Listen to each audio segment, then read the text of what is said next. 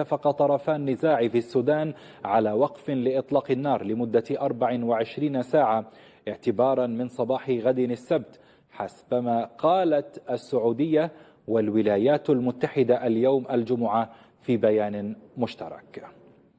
ولتسليط الضوء على هذا الملف أرحب بضيفي في الاستديو مازن الحميدي الكاتب والمحلل السياسي. أستاذ مازن، أهلا بك معنا. مرحبا.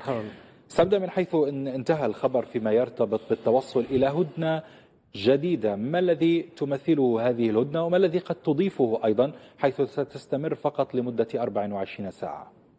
يعني حقيقة الحديث يعني يطول فيما يتعلق بهذه الهدن يعني التي كان يتم اقتراحها من فترة إلى أخرى منذ بدء هذه الحرب، ولكن يعني الملاحظ والملموس تماما أن كل النتائج التي كانت مرجوة من الهدن السابقة والتي يعني أزمع عقدها والتي عقدت لم تؤدي كامل يعني أو توفي بكامل يعني متطلباتها أو ما يتوجب القيام به تجاهها. عندما نتحدث عن هدنة نتحدث عن أمن للمواطنين، نتحدث عن فتح ممرات آمنة، نتحدث عن أن يكون هناك في البلاد حالة من السلام والهدوء على الأقل فيما يتعلق بالجانب الإنساني والمتعلق بالعلاج والإمدادات الغذائية وما إلى آخره.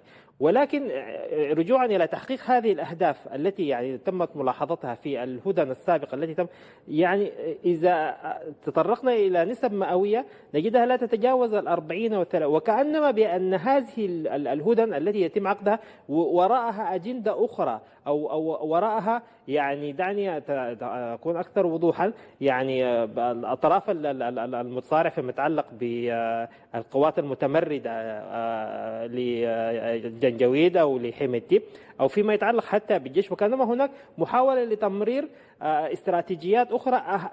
يعني المواطنين يأتوا بدرجة أقل من ما أريد قوله الآن باختصار أن الهدن السابقة لم يكن هناك ملاحظة أن المواطنين السودانيين استفادوا منها استفادات قصوى. الهدنة التي نتحدث عنها الآن أنا أخاف أنها ستكون أيضا في نفس السياق.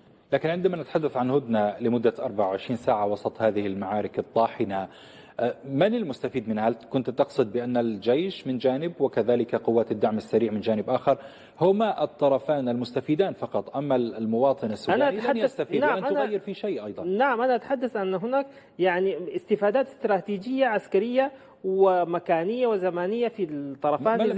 ما الذي يحصل تحديدا؟ يعني زيادة عدة، عتاد، يعني تمركز أيضا. هذه استراتيجيات عسكرية. يعني حقيقة أنا لا لست بالخبير العسكري يعني نعم. المناط بي ولكن بحسب القراءة، ولكن حسب قراءتي أن يعني وحسب ملاحظتنا يعني فيما يتعلق بالشأن المتعلق بالشارع السوداني نتحدث عن هدنة سيدي، نتحدث عن يعني أوضاع الإنسان السوداني أفضل، نتحدث عن حالة من الهدوء والسلام على الأقل تسود الشارع السوداني. الآن السودانيين يعانون نقل الجرحى، المصابين، إمدادات الغذاء، لا توجد حالة حتى من الأمن والأمان حتى في خضم هذه الهدن. فهذه النقطة التي أنا أحببت الإشارة إليها. طيب، يلفت الانتباه كذلك بأن الإعلام